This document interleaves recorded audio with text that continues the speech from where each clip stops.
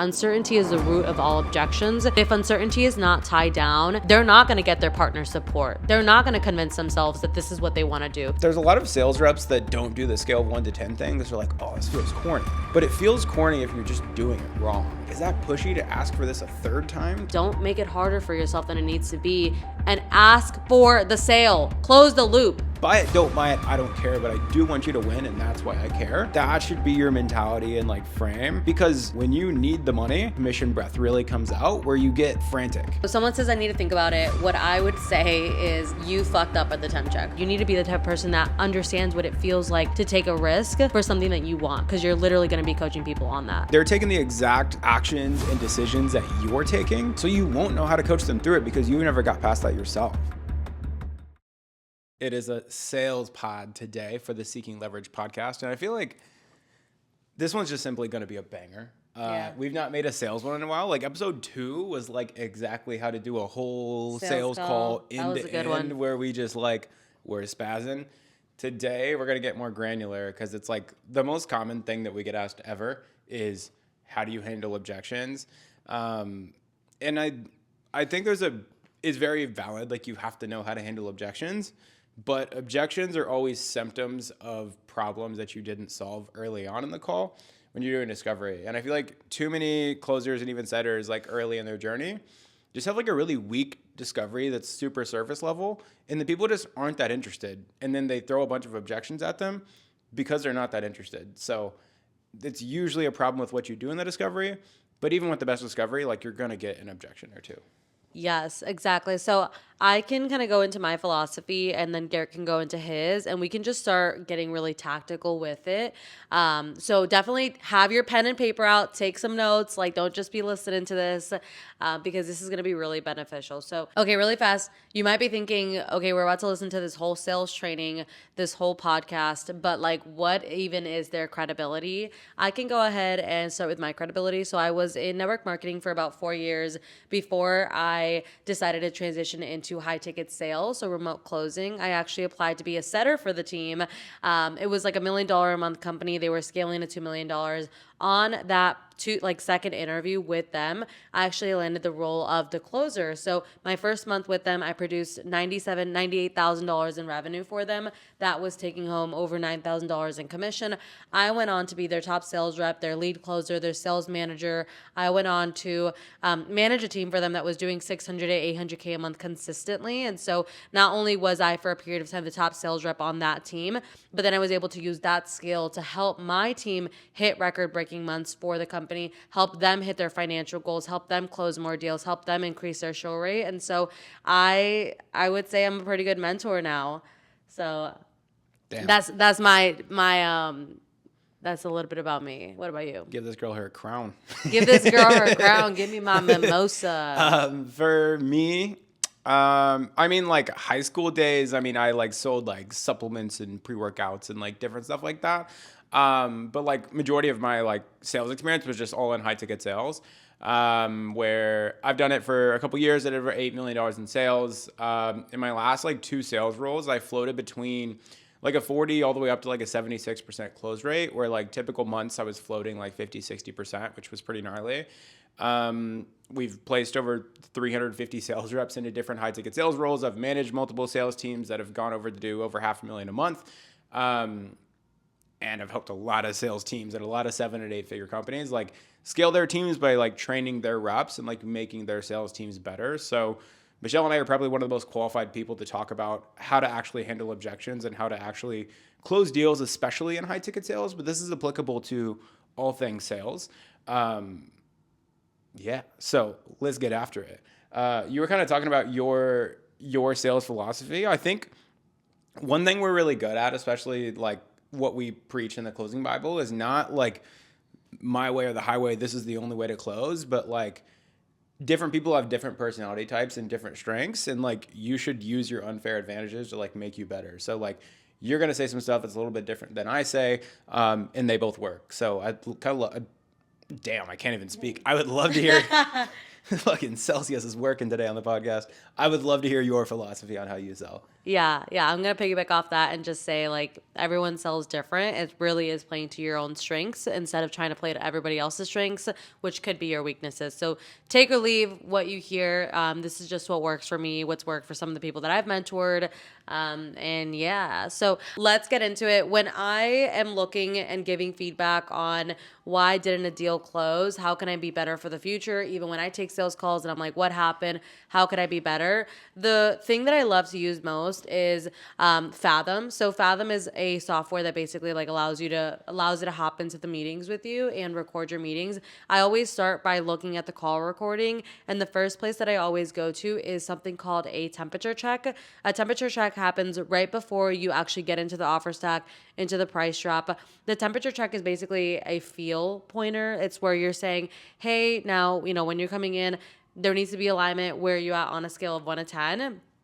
And the reason that I always start at this temperature check is because based off of how that temperature check went, that shows me if the deal was lost because of something that happened before the temp check or something that happened after the temp check. So if it's something that happened after the temp check, we either didn't understand how to handle the objections correctly or how to tie them down or how to ask for the sale. If it was before, let's say they say like a 6, 7 going into the temperature check, then it's probably the fact that we didn't get a hell or a heaven island. So I always emphasize that you should always start with the temperature check to figure out where is the root problem, because you probably have a blind spot that you could find simply by doing that. So that's how I start. Yeah, and for clarity, like we're basically just talking about like after you pitch, but before you actually give the investment, like the price point, like the temp check is just like the feeler, like, how sold are you basically before you actually drop price, because there's usually some objections lingering there that you can handle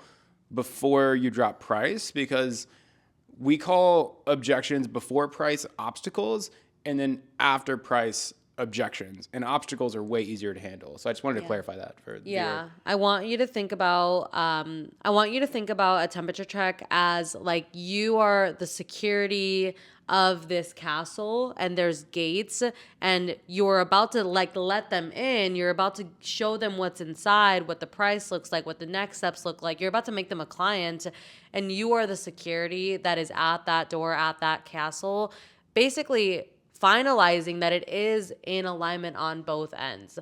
And that's why it's super important. It's also really important to frame this temp check and let them know why you're asking it, and make your 1 versus 10 black and white. Like it shouldn't be 1 is you feel okay about this, 10 is you feel good about this. Like those are not like definable numbers. So frame your temp check, and 1 needs to be something like this is 100% not for you. That's black and white. 10 is this is 100% for you. You feel 100% alignment. You're ready for next steps. You see how you can't say 10 if you're not ready for next steps, if you're not 100% alignment. It's really important to have that type of temperature check when you're doing it, so that you're not like, well, I could have asked that better, and that's why they got super, super confused. Do you want to go into how you handle a temp check? Sure. So the reason we do this, by the way, is literally just so before we give them the price, like the investment, we know that they feel extremely solid about the product, and like independent of price, they're like, I want it, I want to buy it, I'm in alignment with it. So we can get emotional buy-in and know that the emotional buy-in is 100% there. So if we do drop price, the only possible objection we can get is something around the logistics of just paying for it. And that's the importance behind this. So as far as the question was how to go about doing a temp check. Yeah, it's really just as simple as like making sure they feel like they're a 10 out of 10 on like the product and service that you're actually selling. So you get done pitching. It's like, do you have any questions? Like, does everything make sense as far as like what your journey is going to look like after you make the investment, and start working with us? And they're like, nope, all clear. You're like, beautiful. Well, just to get a pulse check here, and like for the hypothetical service we're selling here, we'll just say it's a coaching offer. Just to get a pulse check here on like how you're feeling, on a scale of 1 to 10, 1 being like, I would reach through Zoom right now and punch Garrett in the face. Like, I don't want this at all. And 10 being like, oh my God, like I need this now. Where do you kind of sit on that scale as far as like, working with us? I always like just kind of like funny, outrageous things for like the 1. So that way, you're not going to get a 1. And And then usually the most common thing you're ever going to get ever is like a 7 or like an 8. So I always like to say like, dang, that's actually pretty high. Like what makes it a 7? And they'll be like, oh, I like this, I like this, I like this. And be like, interesting. What do you like about that? And then they basically just start selling themselves more. It'd be like, cool. And then on the flip side of things, like, obviously it's not a 10. So like, what do you feel like is missing with our product itself?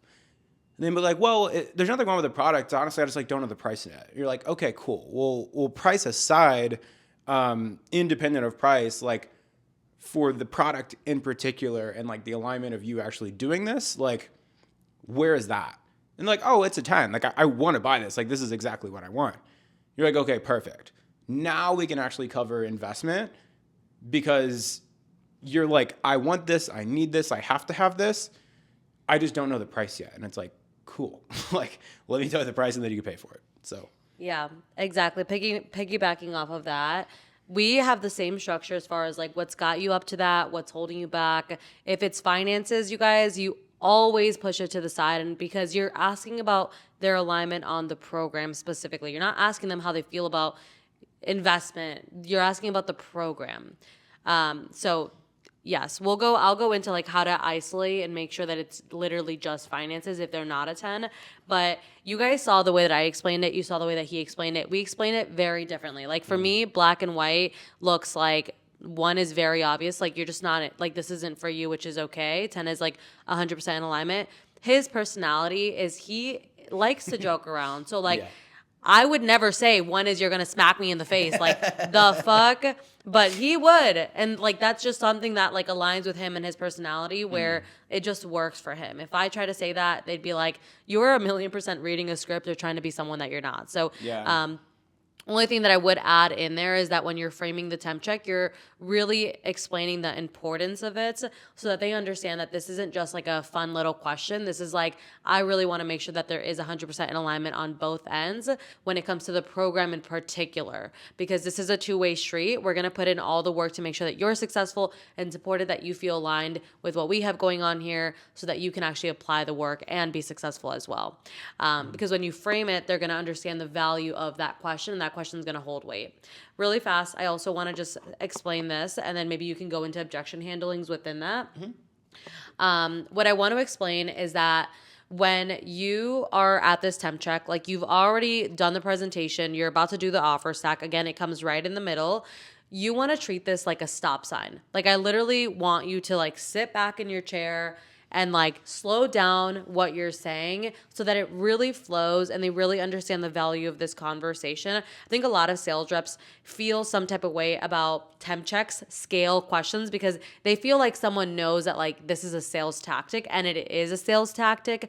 But anyways, you still have to slow down and treat this seriously and really get a good answer. Sit there and not just try and like check it off a list and move on, because you trying to like check it off a list and move on really fast is you ignoring clear obstacles that could be there that are the reason that later on they tell you I need to think about it. So even though it might bring up some feelings for you, some like cringy feelings, uncomfortable feelings, change your relationship with the temperature check, because a temperature check is going to be essential for you making the money that you want to make and closing more deals and really just being in alignment. So that's why I always want to make that suggestion to people, because I always notice that people will like go through it really fast, or they'll just skip it because they don't understand the value of this being the last place for you to really handle anything that is an obstacle, where the conversations are very just like the conversations at this point are very constructive. They're not getting defensive. They're not having sales pressure. They're just like,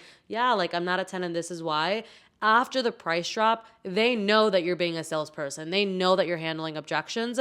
So leverage the opportunity before the price drop to actually understand where their head is at before they have a number sitting in there that's like weighing on all of their decisions. So he's going to go into, let's say we get them, they say that I'm an 8. I'm an 8. You're like, well, what's got you up to an 8?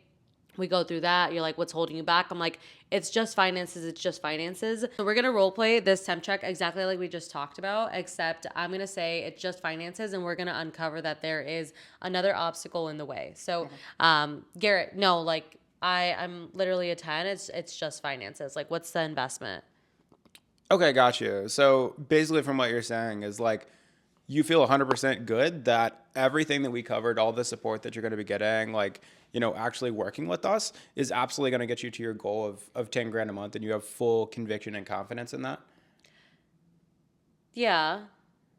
Okay. Well, I heard yeah, but I didn't like hear yeah. Like, what's your main concern? Yeah. I mean, I think outside of finances, like I do feel like a 10. Obviously, like there is the hesitations of, uncertainty and like if I'm going to be able to see the results here. But other than that, like I'm a 10 for sure. Hesitation? Yeah. Okay, interesting. I mean, it's a valid point. Like, I think that's a totally normal feeling to, we've had a conversation for like an hour. You've done a little bit of research on us, but ultimately, like, we are a little new to you, and doing what you're doing now is new. So doing something new it's extremely natural to feel a little uncomfortable as you step into things. But you still need to have conviction and confidence that like you stepping into this, you're going to do well, because that mindset could be the reason why you don't succeed. So what's coming up for you that makes you feel like this might not work? I think what's coming up for me is just like the fear of the unknown. Like I don't know for sure. I mean, I've never done it. So I'm just like a little nervous about doing it and like failing. That makes sense, Michelle. But like, we've had a conversation for the past hour.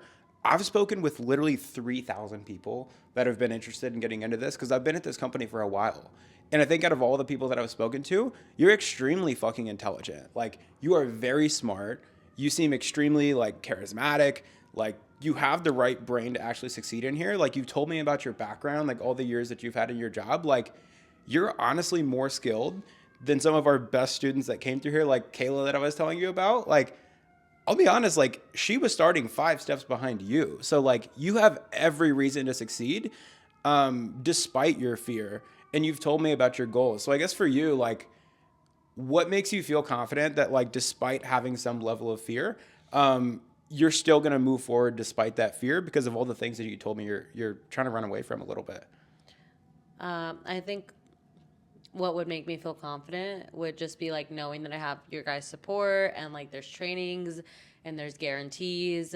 And yeah, you're right. Like I do have the skills. It's just uncomfortable, but I do have the skills. And like if I set my mind to something, like I'm not going to fail.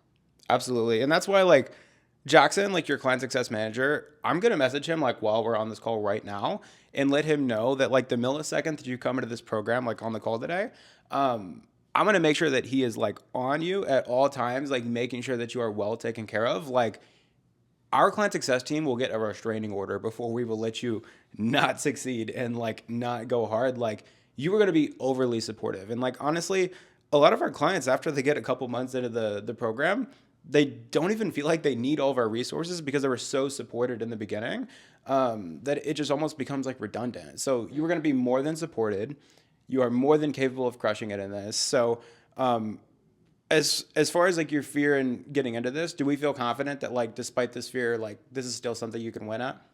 Yeah. Okay, cool. So now let's kind of talk about the investment.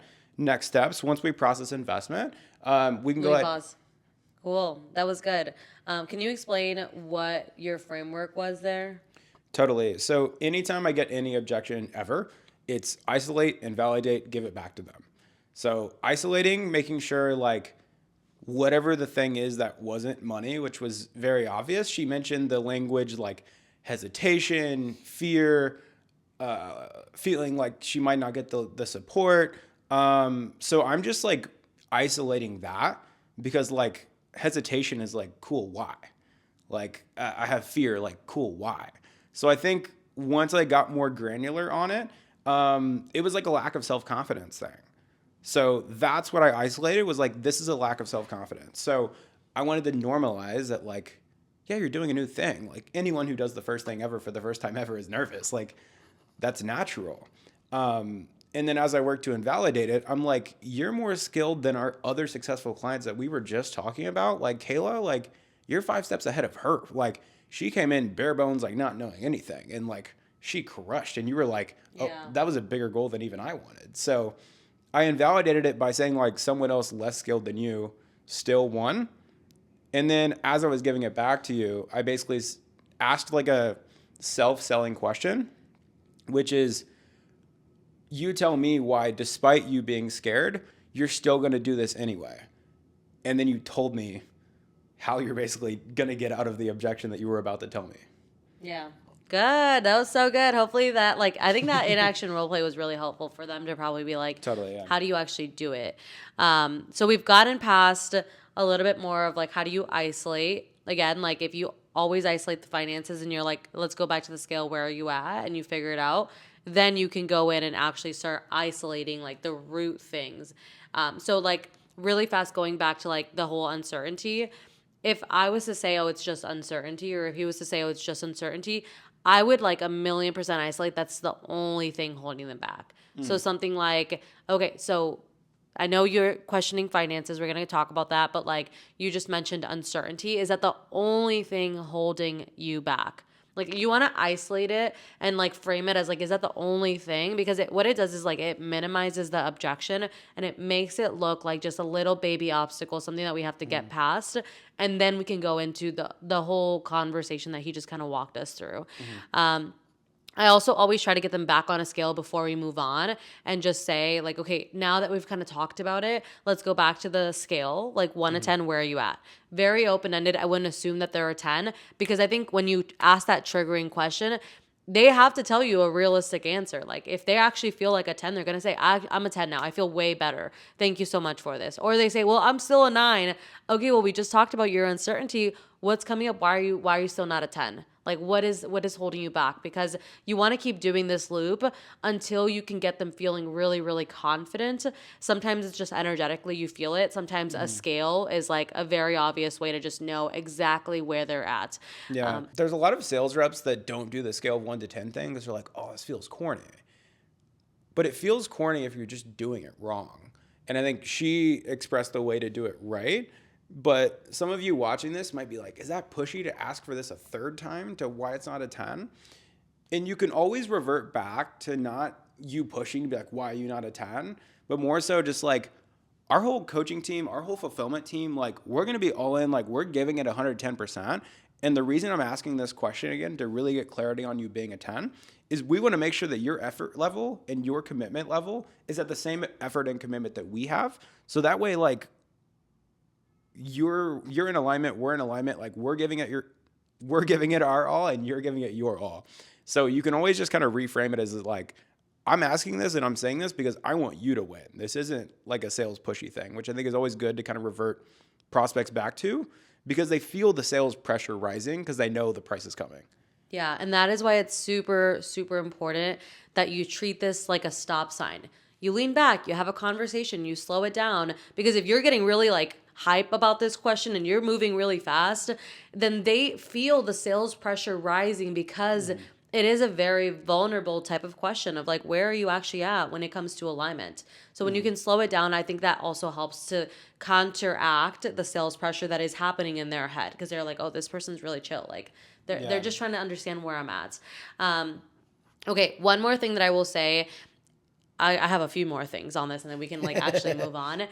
Yes, we've talked about this like 2 times already that you might be feeling some resistance around this. And as he was saying, like this is how you're going to coach people through this if you know they're starting to build up that sales resistance, to remind them that this is just to get back in alignment. I also want you to take some time as you're watching this, maybe pause this, write this down in your notes, and make like a homework for yourself.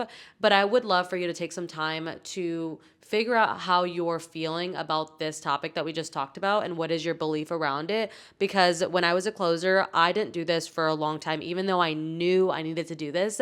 And because I was a top rep on the team, it triggered down. People would watch my sales calls. My team wasn't doing it. And I had to get on a call with a mentor and say, I know this is a really dumb question, but why are we doing this temp check? Like, I feel so icky. And it wasn't until I changed my belief with the temperature check that I actually believed in it. I actually felt excited for it. I actually did it even when I was uncomfortable, and I closed more deals from it. So I just want to like point that out because that definitely, if it holds you back, like you got to fix that. But one more thing that I will say here on this topic outside of what I just talked about is that one of the really, really cool things about doing a temperature check and executing it correctly is the fact that you're basically building your toolbox of all the reasons that they love the program, all the reasons that they are in alignment, all the reasons that they're ready to go. And they're selling themselves. They're literally telling you all of the reasons, and you're able to isolate the reasons that they're not ready to go and figure that out and solve those issues together before you've even gotten into next steps. You get them to 1,000,000% alignment in that temp check. And so everything that happens after the price drop is no longer handling a million different objections, getting that I need to think about it, I'll let you know, let's hop on a follow-up call, send me your availability, because they're already so tied down that this is 1,000,000% what they're going to do. Now it's just talking about the investment, the next steps, and figuring out logistics. So when you can get this down, you're going to have a belief going into your price drop that every single person that you are price dropping to is going to close. Yep. Because you already know that they're in alignment. They know that they're in alignment. And we wouldn't be this far into a call if we weren't in alignment. So that's why it's super important. One thing that I would say that you should add on to your sales calls to tie this whole perspective down is, instead of saying, okay, great, you're a 10, I'm going to walk you through next steps. So next steps is, an onboarding call, is you're going to insert a question right before you go to the next steps, like offer stack. And that question is going to be something along the lines of, great, we got you, great, so you're a 10, you love this, this, and this, you feel really confident this is the right next step. Well, let me know where you want to go from here. I can definitely walk you through next steps, investment, but you tell me. So that is a question that you are actually pairing to get them to sell themselves into the next step. Because when they say, yes, I want to be pitched, yes, I want to know the investment, they're literally saying they're interested, they want to know the next step. But if you lead them there and you go there without them saying, I want to go to the next step, you are going to get a bunch of people that are like, well, I don't know. I never said yes or no. I'll let you know. I'm going to think about it.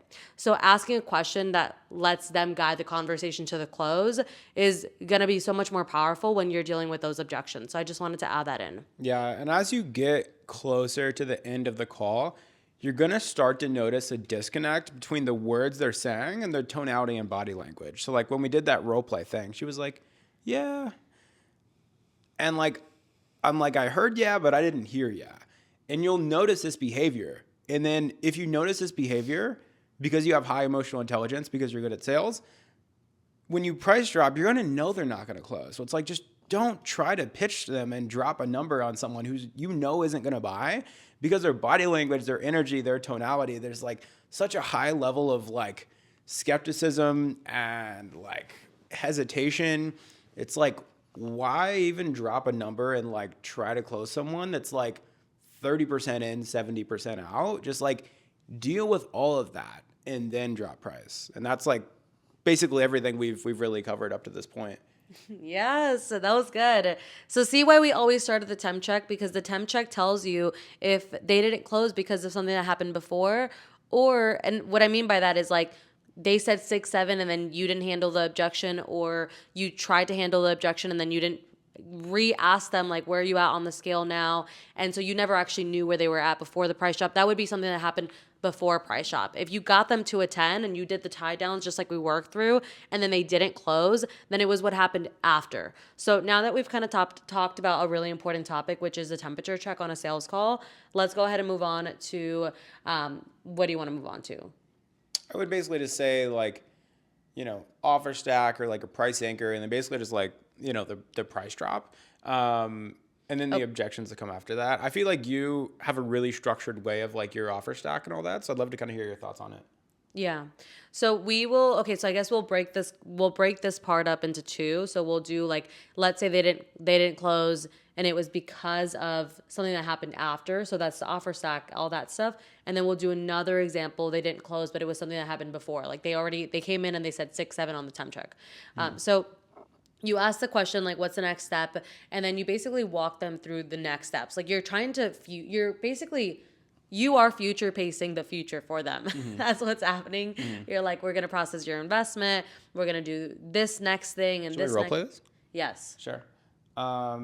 Yeah. I mean, I'm pretty much ready to go. I think tell me what's next. What do we do? Okay, cool. So next steps is we're going to process your investment. So after we do that, we're going to go ahead and book your onboarding call. This is going to be with our CSM. On this onboarding call, you guys are going to go over everything that we've already spoken about, what your goals look like. He's going to walk you through the full-blown timeline of working with us, and also just get you access to all the things that you need to have access to, so we can get you in as soon as today for that onboarding call. Okay, we're gonna process the investment like right now. Yeah, so we're gonna. Okay. Yeah, so we're gonna go ahead and do investment onboarding call, and then from there you're gonna start on the 7-day sprint.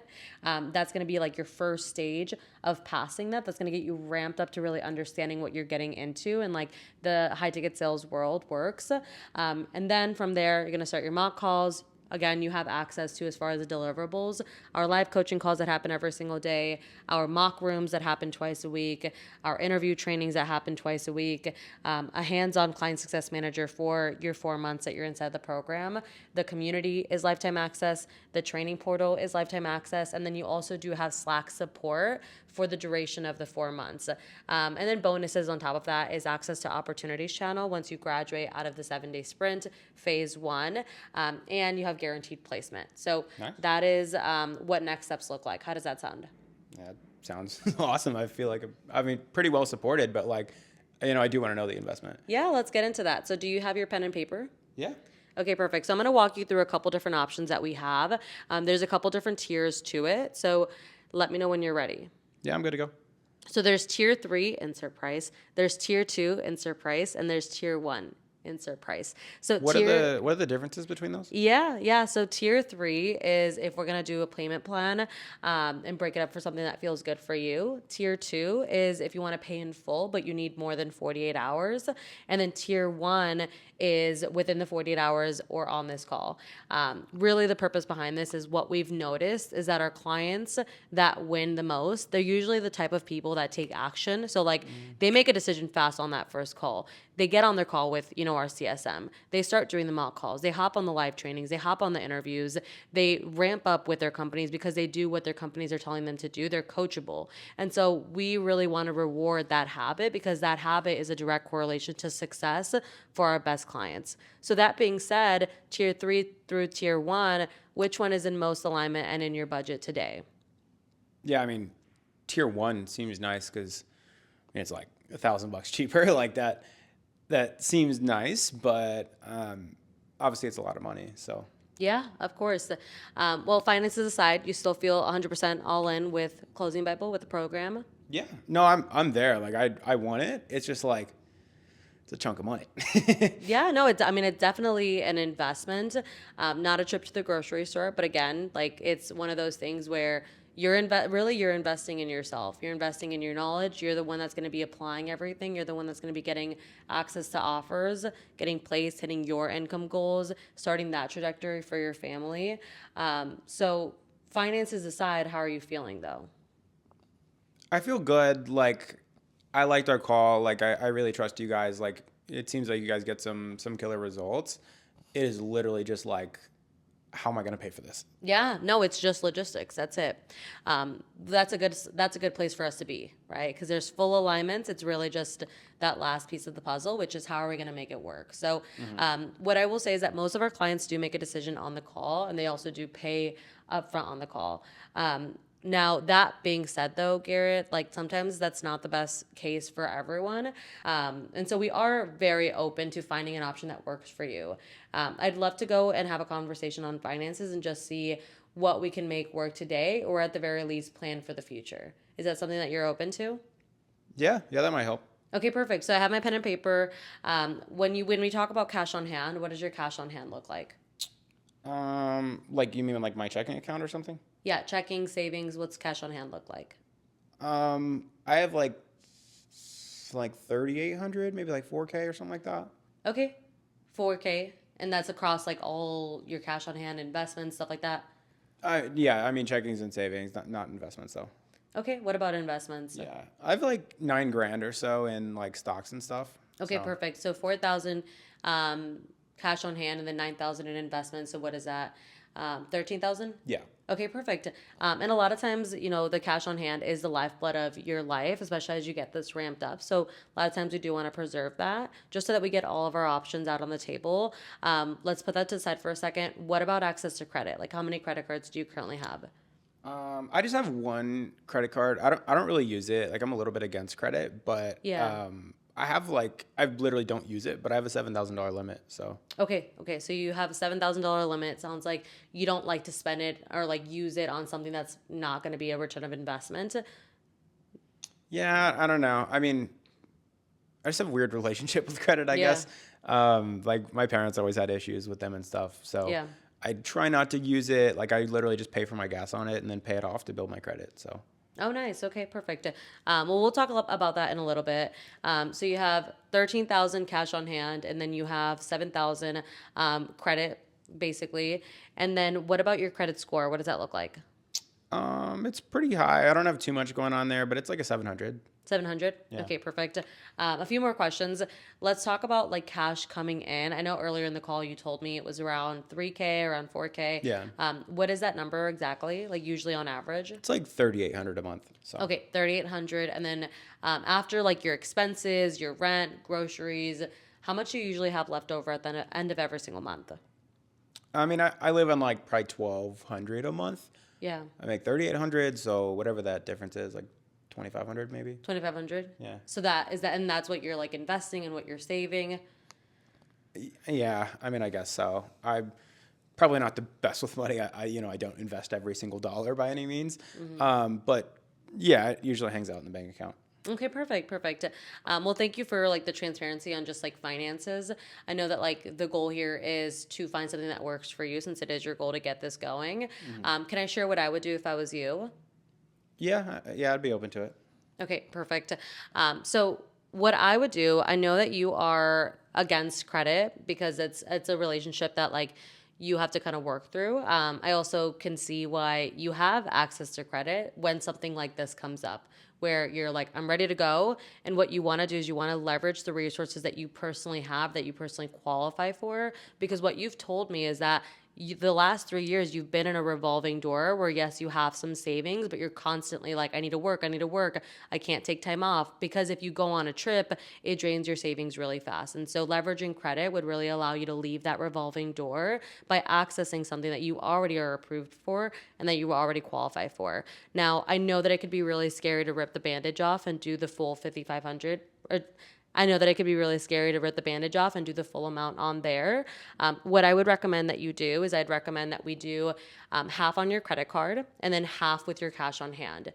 And that would allow you to, in a month, when you get your next paycheck and you have that $2,500 extra, just access, you can just put that towards your credit card, pay that off, and like, that would feel something that wouldn't be all credit, but also would preserve some of the funds that you have in your bank account as you get this ramped up. How does that sound? Yeah, that actually doesn't feel bad. I mean, because as you're mentioning it, I was like, I don't really want to sell stocks. So, I really want to invest that for my future. And I don't love the credit thing, but it's like, I have it. Yeah, you might as well leverage it to get yeah, ahead. yeah. Cool. Well, that being said, are you ready to get started? Um, Let's go ahead and get you started. okay. Yeah. Okay, cool. That was intense. I'm a tough prospect. Okay, so basically what I did is I offer stacked, I future paced what it would look like when they come into the program. A lot of times people don't get started because they're scared of like the future, they're scared of what's going to happen, or they literally cannot visualize what's going to happen. So they're just imagining, I pay you this amount of money, and then they're literally imagining, poof, it disappears, you disappeared, and like that's creating a lot of resistance. So that offer stack really helps remind them of everything that they're getting and what's going to happen directly after this call. Yeah. We went into the price drop. We do tiers. When I was a closer, we had tiers as well. Some programs have done for yous, add-ons. Some of them are optional as well. What we did in my previous company that worked really well is that we had a $2,000 add-on. So the program itself was $6,800.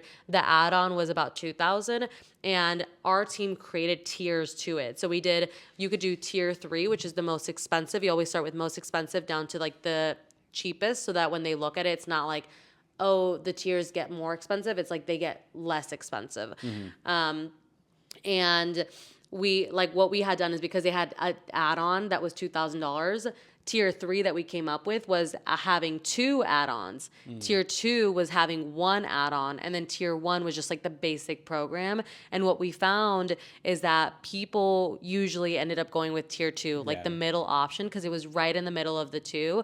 Or if they went with tier 1, like the smallest option, then they usually didn't complain that much about the investment number, versus if you're saying, like, let's say the package is $5,000, you're like, it's going to be a one-time investment of $5,000. Now they're comparing $5,000 to 0. They're comparing $5,000 to a $2,000 program, versus comparing it to your highest ticket price point.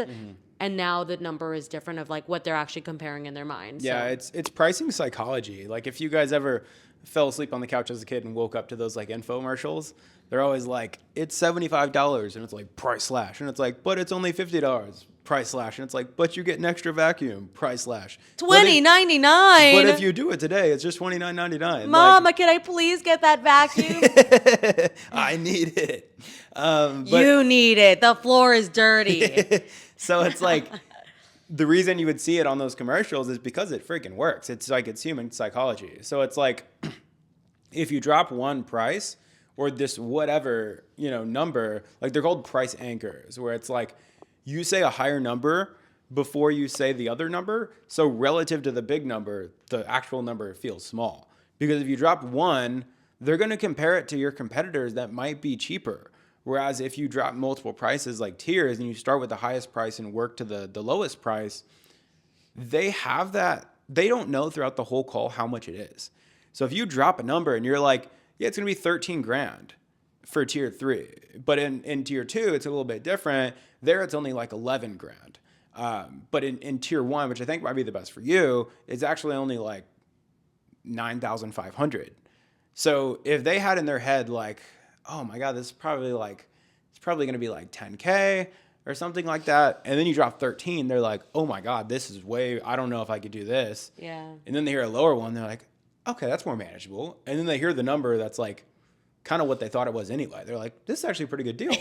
Yes. But if you just hear 10K, you're like, fuck, that's a lot of money. So it's like, that's why you do it. Yeah. And it also really helps them understand the value of your program specifically. Again, every program has their own different numbers and the value that they bring to the table.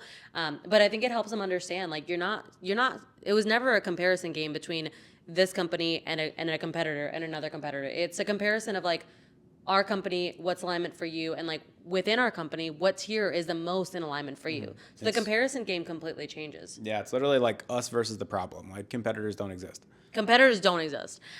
Okay, so we kind of talked about like tiering it. Again, the human what did you call it? Money psychology? Pricing psychology, yeah. Pricing psychology, what he just talked about. I want to talk a little bit more about tier 1. So tier 1, you guys notice how like when I said it to Garrett, I like really like edified it. I really like talked about it more. I had a lot of passion behind that one.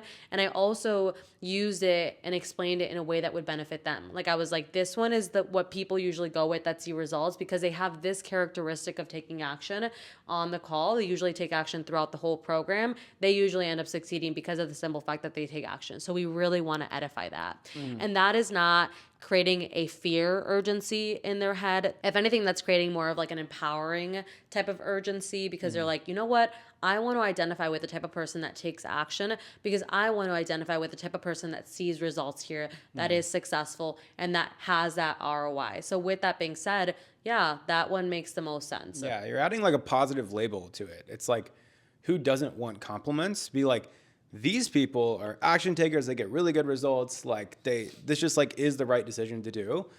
And it's also like obviously the option where they pay and get started in full on that call, which is like the most ideal as a rep, obviously.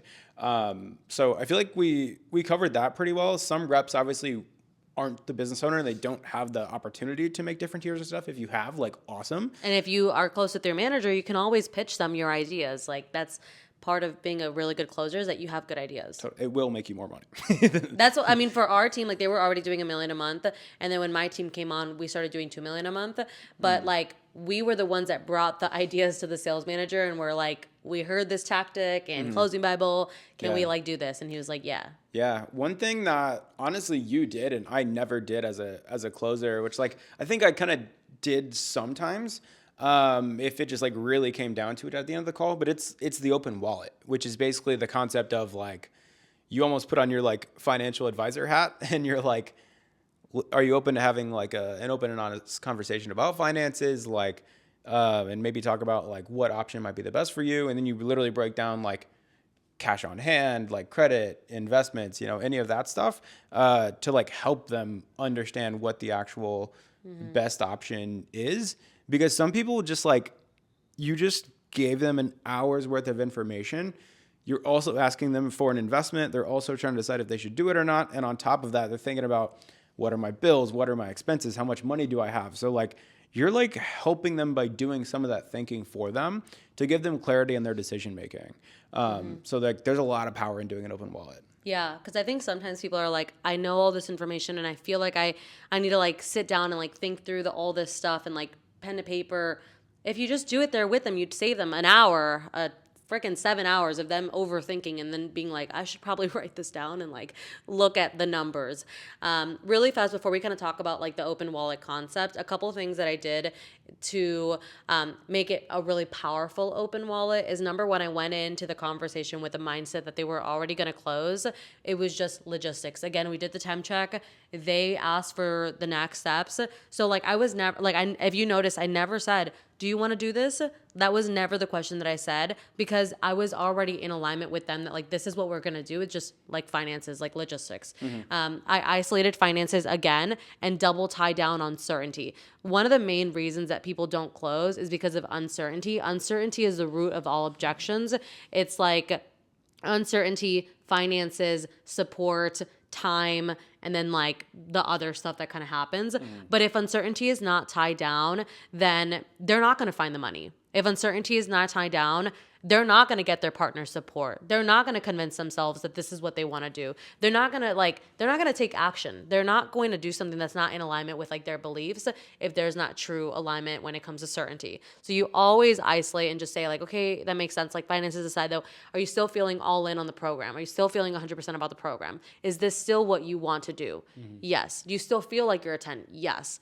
Okay, so since it's your goal to do this, again, it's their goal. So like, it's not me trying to close you. It's since I want to close you, let's have this conversation. No, since it's your goal to do this, most people then again, you like go in and normalize that most people do pay up front. They make a decision on the call. Some cases that's not the case. And then you ask for the open wallet. You don't just go straight and say, let's do an open wallet. What's cash on hand? Really important here because it doesn't build that much sales pressure because you're asking for their permission. You're also kind of putting them in the group of like, well, most people make a decision and pay in full. But in some cases, like we are wanting to make something work because it doesn't always work for everyone. So you're kind of like, they're imagining like, the majority of people are making a decision. The majority of people are paying up front and you're giving them something that like is going to benefit them. So it's kind of like, you want to explain the effect of like Olive Garden when like they put down like the 4 chocolates and then people give them a bigger tip? Yeah, I think just like in general, like it normalizes the behavior. Number one, you're saying like everyone does this. Like you don't want to be the weird one. Like when you walk into a restaurant, you don't know, like, do I just sit myself down? Do I order the food and I pay immediately? Do I walk when I eat afterwards? I walk up and I pay myself. Do you guys bring the check? Like, you have to normalize, like, how to pay and how people normally do it. And as far as the psychology of, like, because I worked at OG, I worked at Olive Garden as a waiter, I would always drop, an excessive amount of those, like, chocolate mint things that they have right as I'm dropping down the bill. So it's like, in the exact moment that they're about to write my tip, I do them a big favor by giving them the chocolates that everyone loves in like an excessive amount. So they're like literally grabbing the pen, writing it down as there's like 20 chocolates next to their pen. They're like, he did a pretty good job. I got to give this guy a bigger tip.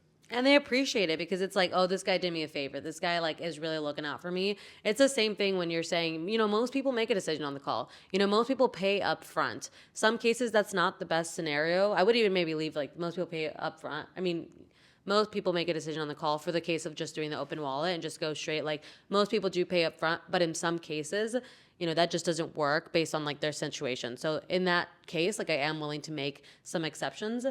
It's like you're doing something that's in their favor. So not only does that make them trust you more and want to open up and want to be transparent, but also it really makes them like be like, oh, this person is really taking a bet on me, or they're really helping me. They're doing me a favor. So we asked for permission. The reason that we do the open wallet, and you notice like he had the cash on hand, he had the access to credit. The reason that I wanted to go all the way deep and really understand the numbers is because I want to find the one solution that is going to best serve him with his beliefs, with taking action that's as low pressure as possible for like actually just getting the deal done on that call, which is going to serve him the best for like taking action and like identifying as that person, is I need to know cash on hand across the board. I need to know access to credit.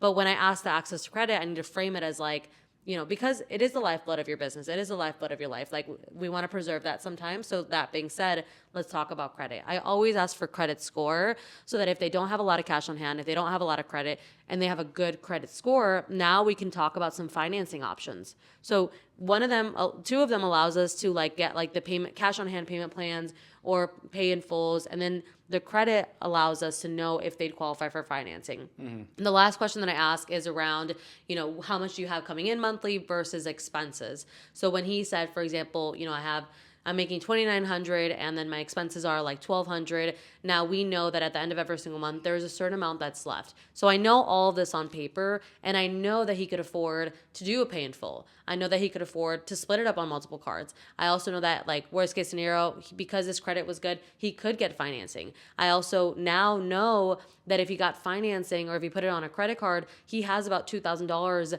every single month that he could put towards this investment, and he is good. And he has that like leg room to breathe as he gets ramped up. Yeah. And knowing all of this, I'm not going to give him a million options.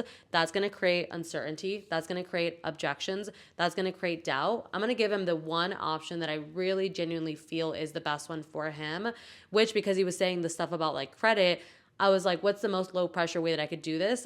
It makes sense to do a pay in full. He's going to identify as that person, which is going to benefit him. And how can we make it a pay in full without it being super high pressure? Which a high pressure would have been use all the money that you have on like in your bank account and do that, or use your credit card and do that. Lower pressure is like, let's split it up, but still make it a pay in full. Yeah. The last thing that I will say here, because he wants to get his worded, the last thing that I will say is before I gave him the one solution that I would recommend, and you always just start with one, was I asked for permission. Like, great, well, can I share what I would do if I was you? Again, people don't want advice that they didn't ask for. So you always ask for permission to do the open wallet. You always ask for permission to give them your suggestion, to give them coaching, because that's going to like help them trust you and actually care about what you're saying. Yeah, and I think it kind of dismantles like financial beliefs that they have. Like that's why I was a little bit of a tough prospect. And I'm like, oh, but I don't use credit. Because like you'll get that a lot. People will be like, well, my parents said, or Dave Ramsey said that like we can't use credit cards, or like we can't use loans, or like I'm against this or I'm against that. So like mentally, when I heard the number, if hypothetically like that was about the amount of money that I had in my bank account, or whatever, I'm immediately like, well, I can't afford this. And when she said, oh, what about investments? What about this? What about your credit? I was like, okay, so I have like $27,000 in buying power. I'm mentally thinking like, oh, I have 4K. It's like, no, I have 27K. Like that's the amount of money that I actually have access to. And I do have more money coming in. And it's kind of like, oh, like this is a lot more manageable for me than I thought. Because in the moment of like trying to decide if I want to do this or not, I also feel this like financial anxiety because I'm just now processing everything. And you can kind of remove that financial anxiety and remove making two decisions on the call. One being, should I do this or not? And number two being like, can I actually afford this? Can I pay for this? You're taking one decision off their plate and also selling them on why the way of doing it that you recommend is the best. So. Yes. Go shit. Yeah, that was good. That was smooth. And you see, like, that's really what the end of a call should be like, because we did the temperature check correctly. Like, we tied down on everything else. It's just this. Um, and where we shouldn't get, I need to think about it. Yeah. Now, what I will say that was a good tactic that I want to like edify is something called closing the loop, which is basically like when you've already dropped the price, they're starting to like, there's like resistance that's happening. And so we want to close the loop as fast as possible and get the close before their doubts come in, their beliefs come in and start to like overpower them and be like, no, no, no, unsafe, doubt, all that stuff. And so I tied down on like certainty. I went into the open wallet. I asked for permission to suggest what I would do. And I gave him what I would suggest that I would do in one answer. And then to finalize everything, he was like, oh, yeah. The issue that a lot of sales reps do is they will literally like go through that and then they'll be like, okay, well, how are you feeling? And the prospect will be like, well, now I'm feeling scared. Now I'm feeling uncertain. Now Yeah. it's really, now I don't know if I could do it. And you go back into like walking backwards and more uncertainty, more fear. They end up saying, I'll let you know. Let's hop on a call tomorrow. I don't make a decision today. Versus remove that. Don't make it harder for yourself than it needs to be. And ask for the sale. Close the loop. You opened it. You got to close the loop by asking for the sale, asking for the next step. So you notice how he was like, yeah. And his face was like this. I was like, good. Are you ready to get started? He was like, yeah, I am. And there was a little bit of doubt. I'm like, you ready to get started? And he was like, yeah. Like double tie down. They literally cannot pay unless they have an invoice to pay. Yes. Like you have to like be like, do you want to do this? Like, let's go. Yeah. I've heard some reps say like, oh, I never say like, I never ask for the sale. Like I want them to say like, can you tell me like next steps? Can you send me the payment link? And that is why so many people don't close. You have to ask for what you want. You have to ask for the sale. If you want the sale, ask for the sale. And worst case scenario, they say no. But if you don't ask for the sale, you just put all the leverage on them and you just hope and pray that they ask for the sale. And like, most people, again, like you were saying, they don't know what the next step is. They don't know what the norm is. You are the one that's in authority. You are the one that's supposed to be guiding the conversation. So you would know that the next step is to ask for the sale. How would they know that? And through all of this, like through the two, like kind of like hypothetical role plays Michelle and I did, we were leading the conversation. Like we had a good leadership frame, but no part of us was pushy or like, damn, they said that. Like this is a little like aggressive. Like none of that was there because there's internally like such a detachment from the sale. Like I don't need this money. Like this $500 commission, you're not going to say this, but like this $500 commission isn't going to change my life. But you buying this will. So it's like, you need this way more than I need you to buy this. Like, I just care about you and I want you to win. And I know that this is going to help you win. So it's like, buy it, don't buy it. I don't care, but I do want you to win. And that's why I care. I think that should be your mentality and like frame when it comes to closing time, because when you need the money, like that's when the like commission breath really comes out, where you get like frantic. And that's where people like really fail. I know obviously in the beginning we talked objections, and I think if you do everything that we said, it should prevent a lot of them, and even handle some that we call obstacles like before we get there. But let's kind of run through just a couple very common objections that people are going to get. Like we go through that whole price drop, and we get like, oh man, like $7,000. Like I'm gonna need to talk to my wife about this. Like we can kind of run through like some of those scenarios. And let me preface this by saying I studied other sales trainers and stuff like back when I was closing before the Closing Bible existed. And it was always kind of the sense of like very macho, like, nah, I won't call close anyone. And like, I think you need to have a high level of like emotional intelligence on the person, because there's some people where if you push them and squeeze them, they just like step back and like they're out. And there's some people that need the push. And again, like it takes emotional intelligence and like self-awareness to know, like, is this a moment of pushing or a moment of pulling? Like I had a sales call like literally last week where this girl had spoken with two basically different competitors, and she had mentioned that it left a bad taste in her mouth because they were literally trying to like hard close her like on call, and it like really rubbed her the wrong way. So when it came time for me to drop investment and do different stuff like that, I was really selling for my back foot. And making her feel comfortable and making her take the step of making the decision, because I knew the bad taste in her mouth from other experiences. Like, I'm not gonna hard close one call close her when like she literally just told me she didn't buy specifically because of that behavior from 2 different companies. But obviously we love one call closes, and like there's in more scenarios than not, it is right to one call close. So let's maybe run through some of these objections. Yeah, cool. And also, like, if it's not a one call close and you ran through the objections, then you should always have a goal in your head that you should leave a call knowing exactly why they closed, exactly why they didn't close, exactly why there's a part 2. Should never be like, I don't know, could be this, could be that. Like, this is the point of handling objections, is that you get to the root issue. Because it's usually just one root issue. What objection are we doing? Probably I need to talk to my wife. Cool. Well, I just need to go ahead and talk to my husband. But like, the finances make sense. I definitely would want to start with tier 3 within 48 hours. He doesn't get back until Friday. So Friday, we'll be able to talk then. Okay, cool. And yeah, I'm not here to break up marriages by any means necessary. Did you fill him in on, you wanting to do this and you kind of having this conversation with me? Yeah. He knows. He watched the video with me. He wanted me to write down some questions. So he's excited for me. We decided we're going to talk about it later tonight once, like, I spoke with you. Okay, that's super cool. And as you guys were watching the video together, like, you seemed extremely excited hopping on this call. Did he share the same energy? Like, what was he kind of feeling like? I would say I'm definitely more of the risk taker in the relationship. Like, he is definitely more conservative. He was excited for me, but he was more on the conservative side, like had a bunch of questions that he wanted me to ask you just to make sure that like it was legit and I was actually going to be able to see results. So. Gotcha. And after having this conversation, when we went through kind of a pulse check on how you're feeling about things, you said you feel like you were a 10 out of 10 on the service itself. Like, has anything changed from that, or you feel really solidified in this decision? No, I feel really solidified in this decision. It's just like filling him in and just like breaking down everything for him so that we can make sure that he's on board. Sure. And like the investment itself, like that feels super doable, super attainable. You feel good about that? I mean, obviously, like, I would love for it to be cheaper, but like, who wouldn't love for something to be cheaper? I think it makes sense.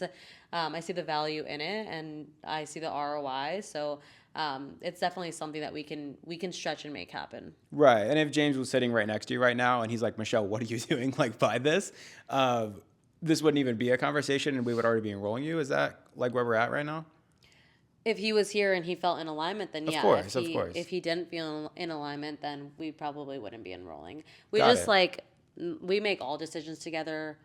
So yeah, I totally respect that. And like, you're married to him, not me. So, as you guys have this conversation tonight, and you tell him everything that, you've just said to me as far as like, how this is going to like, help you be in better shape and how this is going to just make you feel better overall and make you feel more confident in a relationship. What do you think his reaction's likely going to be? I mean, I think a little bit shocked by the number for sure. Like we talked about it. We talked about like what we for sure couldn't do.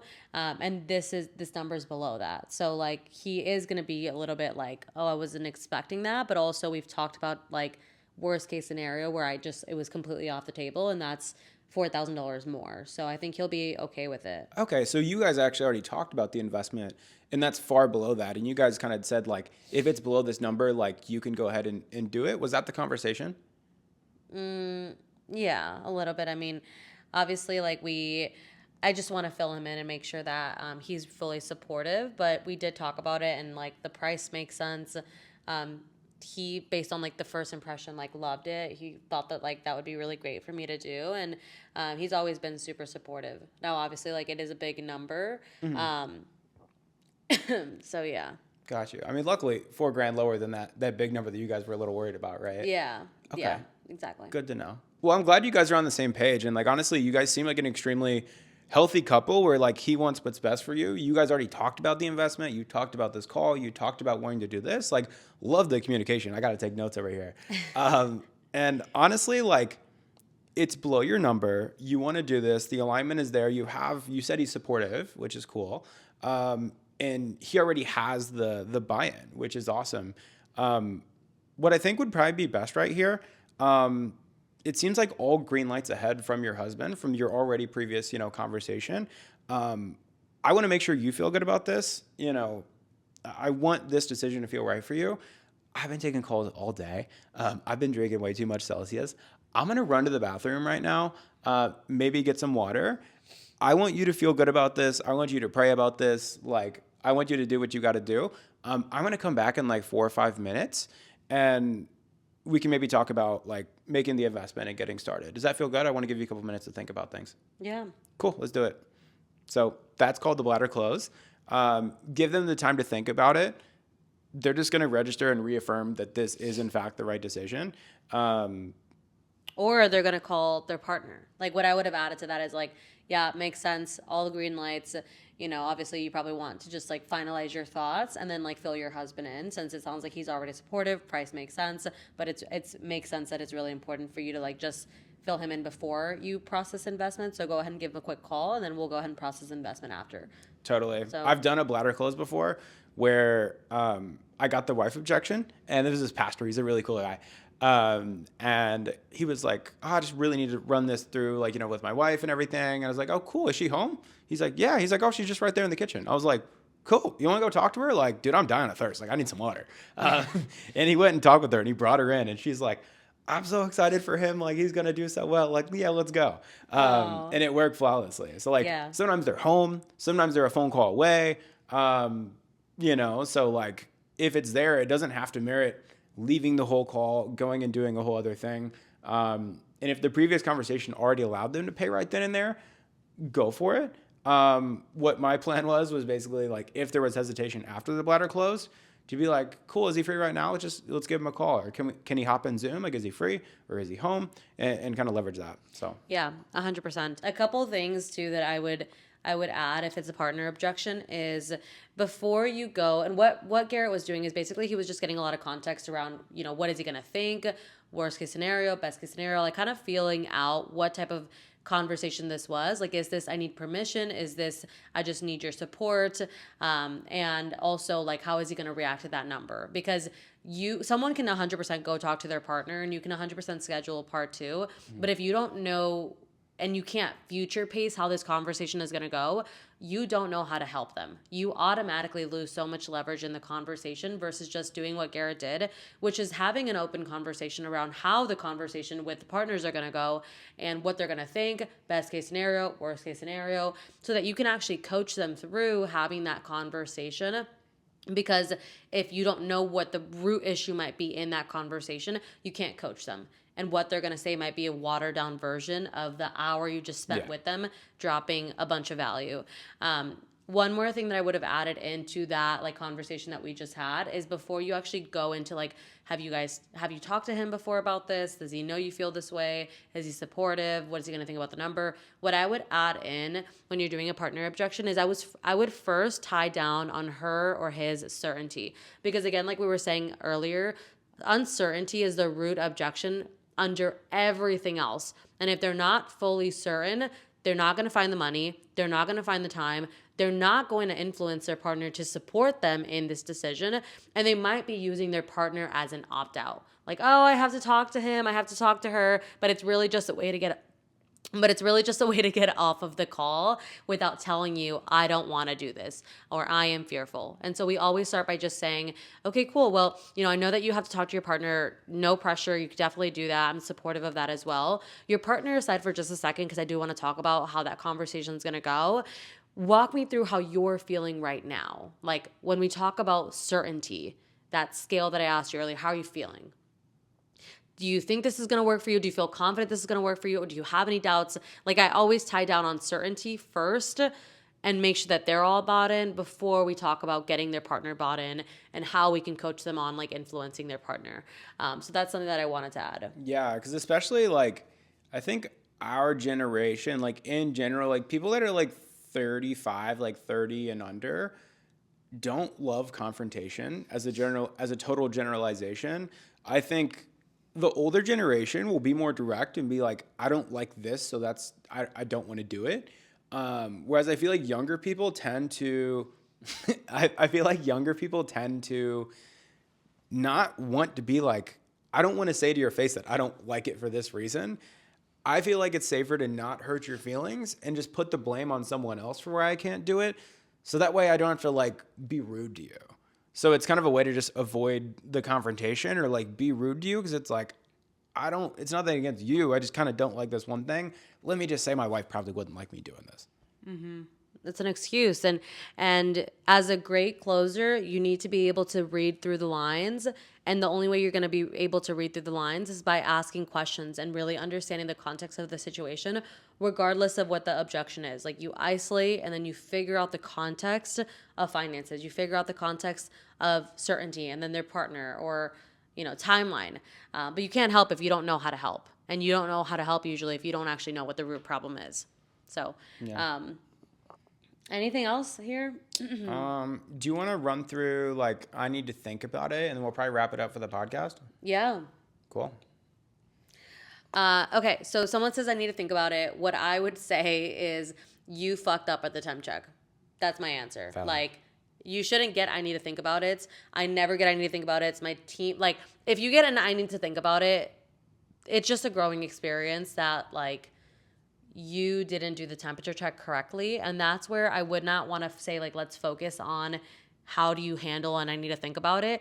I would, obviously, if you already lost a deal, I would probably reflect back to the call and go to the temperature check and figure out how could I avoided someone saying, I need to think about it. Because if someone goes to the end of the call and says, I need to think about it, they still aren't bought in that this is what they're going to do. They're still holding, like, dragging you along, hoping that, like, I don't know, they're just dragging you along is what I would say. But, like, for the case of they do say I need to think about it, I would just, like, again, you're always, like, lowering sales pressure and you're always, like, you're always making sure that you're not actively creating sales pressure. So I would, again, just be like, yeah, that makes sense. You need to think about it. Okay, no worries at all.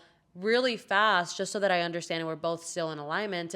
What exactly do you need to think about? Really, just because I am the expert here, so I would be able to answer all the questions that you have lingering in your head right now. So what exactly do you need to think about? Open-ended, context first. When they say, can we just role play this out a little bit? Totally. Yeah. Yeah, okay. So what exactly is it that you need to think about? And notice how I said no worries at all. That's a way of me just lowering sales pressure. So yeah, no worries at all, Garrett. I know that you say you need to think about it. No pressure, but what exactly is it that you need to think about? I mean, there's just a lot coming up for me. Like before I stepped on this call, like I didn't know anything about Facebook ads. Like now I kind of know a little bit more. Yeah. I just found out how much it is. I just found out about your company. Like, I don't know. Like I probably want to like Google you guys, maybe check out some reviews. Like I feel better about things and more educated on the decision now. Now I think I just want to like kind of register everything. Mm-hmm. It kind of sounds like your brain is going like in all different directions right now. Like what's happening? What do I do? Like, are you kind of just feeling a lot of pressure right now as far as like what questions you're even thinking about? Yeah, just a little overwhelmed. I don't know. Like I'm just the type of guy who like really likes to think things through and like pull together all the facts before I make decisions. So that makes sense. Well, if we had to probably find a root thing that you were thinking about, like what's the thing that's hovering most over you in your brain right now? I just want to make sure if I spend money, like this works, I think that's really it. And that's why I'm like, let me check reviews, let me make sure that like this would actually work for my business. Like that's where I just kind of want to like go and fact check things. Like we had a great call, but that's really just it. I just want to make sure like this is actually going to work.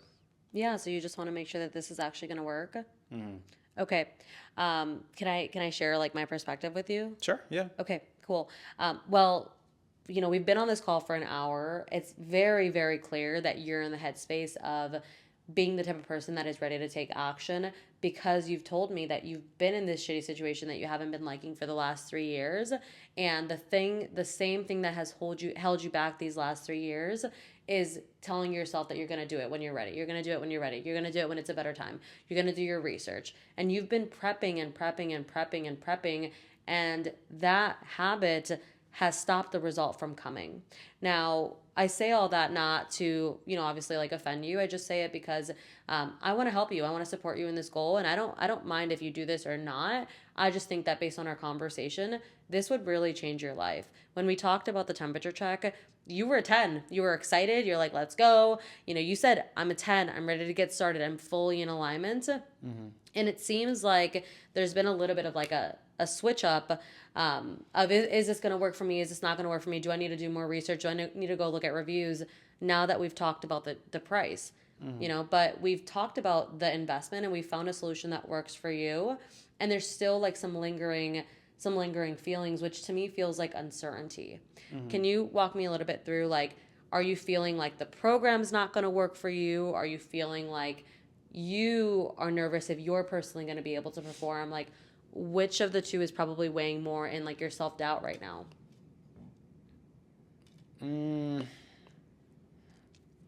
That's a good question. I mean, it's not the money. Like, Yeah. It's not like the program like seems good. Maybe it's just like, I don't know, like making sure it's going to work for like my business, which I guess, kind of sounds dumb, but. Yeah. Okay. So let me get this straight. So it's obviously not finances. We know that finances would work, and it's not the program specifically because you've already decided like the program works. You're 10 out of 10 on the program.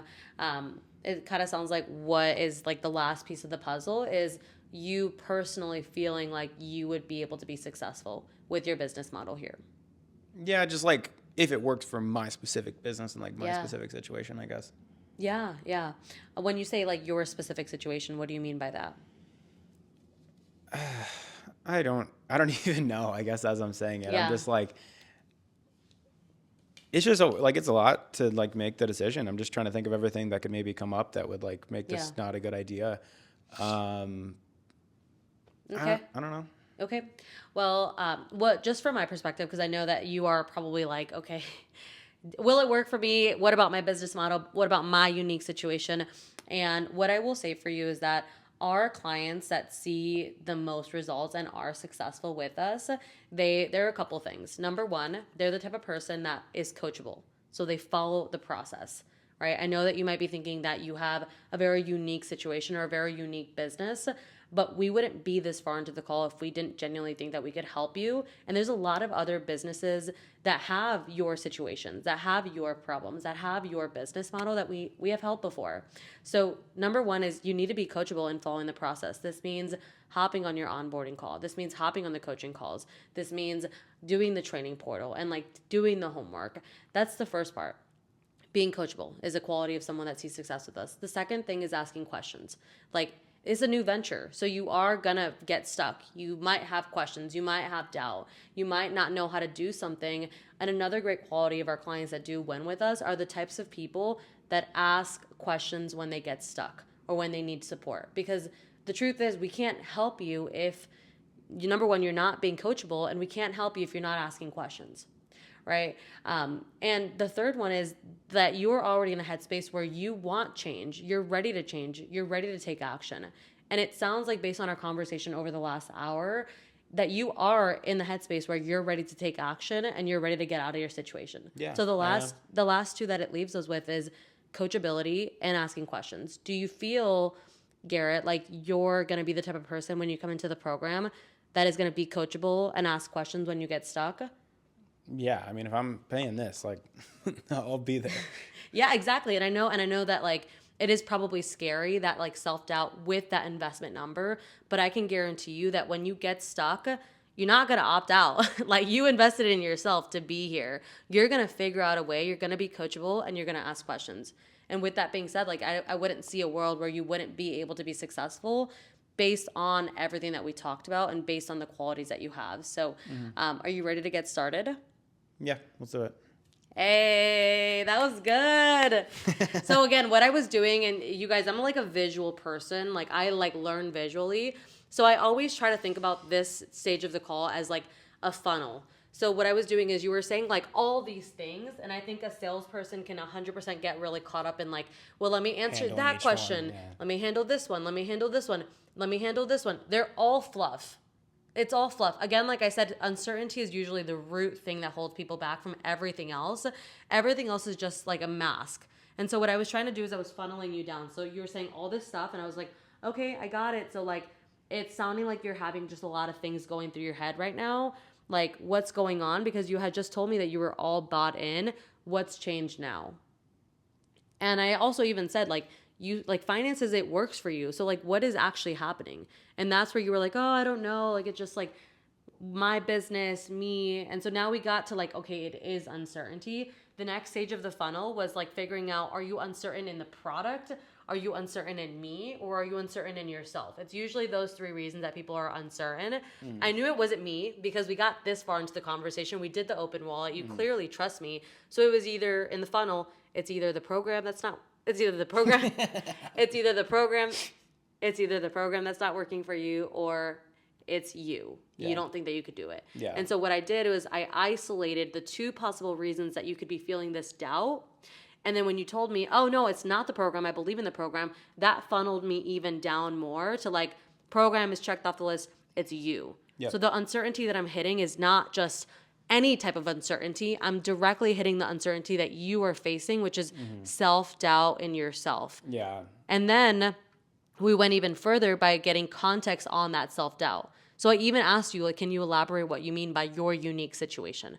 And what we figured out is that you were just like isolating yourself as someone that wouldn't be successful. But what I did to coach you through that, which is what you explained in like handling the objection and like dismantling the objection, is I said, well, you know, the type of person that does see results with us, they are the type of people that like follow instructions, they're coachable, and they ask questions.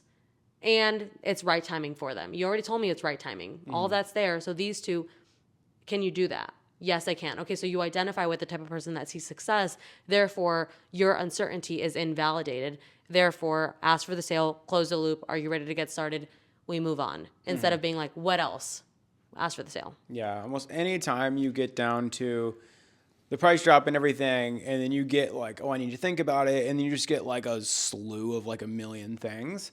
They're usually a more analytical, just kind of like overthinker like type of person, and it always stems down to like a lack of trust with like the business or you, or like their own self-doubt, and it's almost always their own self-doubt. And like it's easier for them to just never make a decision in life and always just like get analysis paralysis and never do anything than to come to terms with the fact that like this behavior of overly trying to make the right decision is the reason why I'm never even doing anything and I just stay in the same place. So it's like getting them to understand that that identity and that behavior is why they are where they are, and like that needs a shift for them to win, is huge for those scenarios. Like I love giving the analogy or kind of like the story, like, gotcha, Garrett. So, you know, you had told me that if there's like a B2B conversation, you had told me, Garrett, that you really want your business to cross that like 100K a month mark. And right now you're still floating around like 40K, like 50K a month, and you've been stuck there for a bit. You've told me that this decision is right for you. You do want to do this. Now, if we fast forward to the future and I look at the Garrett who's making 100K a month, who has a flourishing business, who's thriving, and that Garrett were to look back at this Garrett making this decision right now, what do you think that person would tell you to do in this moment? And it's like, damn, well, the version of me who's making more money and has achieved all these things is probably a pretty decisive person. He's probably comfortable taking risks if they know that there's a payoff. So that person would probably do it. It's like, right. So if you want these things to happen, you have to like act like that person today. And today in this moment, like, is the time to start doing that. So that's always my go-to is like if you were the main character of a movie, or like if your future self were looking back at this moment, like I love using those hypotheticals because it puts them in a totally different mind frame where like all fear is removed and they just think about like taking a risk and it paying off. So I love those two. Yeah. And I think the last thing we'll kind of wrap it up is to add to that conversation that he just said, you know, he just gave an example of him actually coaching someone through this. The thing that I'm going to coach on right now is the head frame that you should probably be in when you're having this conversation.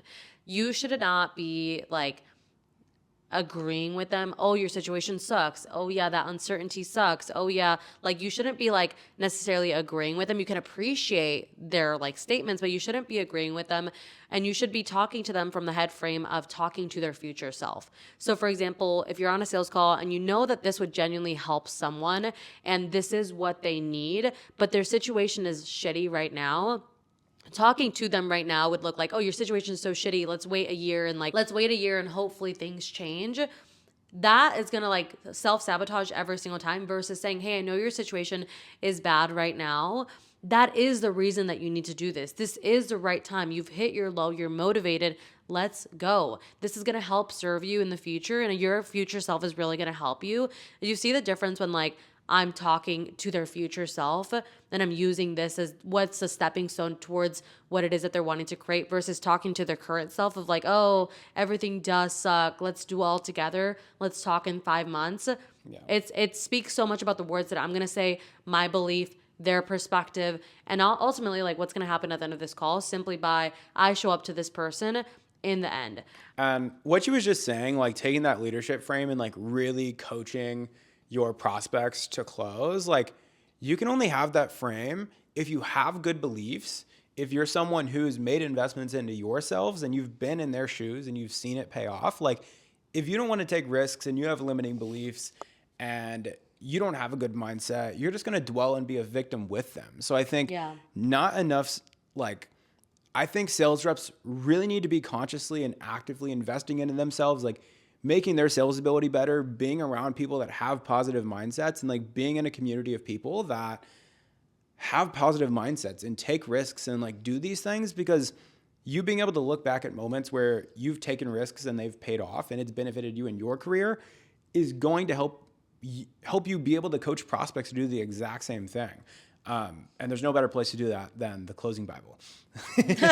Light pitch. No, but like honestly, facts. Like if you are the type of person, for example, in high ticket sales where you're like, I want to get into high ticket sales. I want to get into remote closing, but I have like minimal sales experience and I'm not paying for a program to get coached. Then you're going to be the type of sales rep. Let's say you do land a role that is like on those calls and they say, oh, this is expensive. Oh, I'm not investing, or I can do this on myself. And you're going to get stumped every single time because you're not going to know how to handle it because you never experienced taking risk. You never experienced taking a bet on yourself. And especially in the high ticket sales world and like B2B, like a big layer of that in the space is taking risk. So fundamentally, you need to be the type of person that understands what it feels like to take a risk for something that you want, because you're literally going to be coaching people on that. So yeah, and you'll know deep down that they're taking the exact actions and decisions that you're taking, so you won't know how to coach them through it because you never got past that yourself. And like that's why I'm saying this. Period. All the guys watching this are like, exclamation point, brother. It's giving, period. We're going to go ahead and end this now because this is a really long conversation. We always say like we're going to do a full topic and then like we drop hella value on like specific areas. So make sure that you hit the follow button.